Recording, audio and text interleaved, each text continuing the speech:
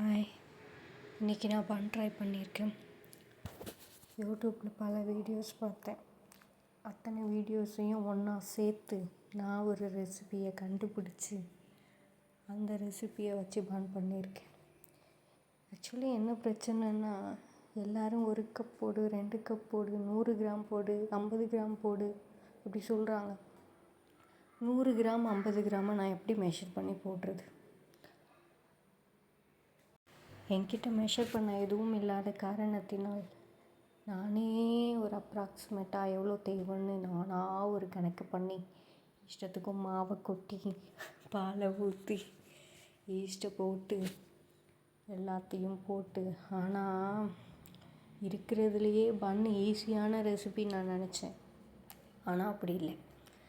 என்ன சப்பாத்திக்கு மாவு பிசைகிறது போல் பிசைஞ்சு பண்ணை வச்சுருவோம் அப்படின்னு நினச்சேன். ஆனால் அப்படி கிடையாது. இந்த மாவை பிசைஞ்சிட்டே இருக்கேன். எவ்வளோ நாளைக்கு தான் பிசைறது? பிசைஞ்சு கை வலிச்சது தான் மிச்சம். ஒரு வழியாக எல்லா மாவையும் பிசைஞ்சு அதை திரும்பவும் ஒரு 1/2 மணி நேரம் ஊற வைக்கணும்.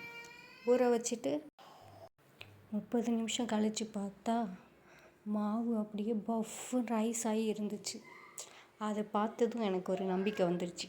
அப்பா, நம்மளோட பன் செம்மையாக வரப்போகுது அப்படின்னு. உடனே எல்லா மாவையும் கொஞ்சம் கொஞ்சமாக ரவுண்ட் பண்ணி ட்ரேயில் வச்சு அவனில் தள்ளியாச்சு. இல்லை அவனில் தள்ளல, அதுக்கு முன்னாடி திரும்பவும் ஒரு 30 நிமிஷம் வச்சாச்சு. அது ஒரு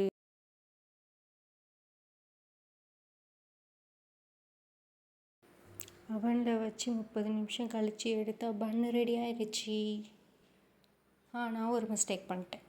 என்னென்னா, பன்னுக்கு மேலே பட்டரோ இல்லை எக்கோ தடவை சொன்னாங்க. நான் தடவலை. அதனால் பன்னு என்னாச்சுன்னா மேலே மட்டும் கல் மாதிரி ஆயிடுச்சு. அப்புறம் என்ன, ஒன்றும் இல்லை.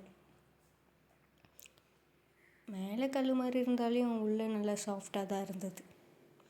ஆனால் இந்த ஈஸ்ட் ஸ்மெல்லு தான் அதை எப்படி போக வைக்கிறதுன்னே தெரியல.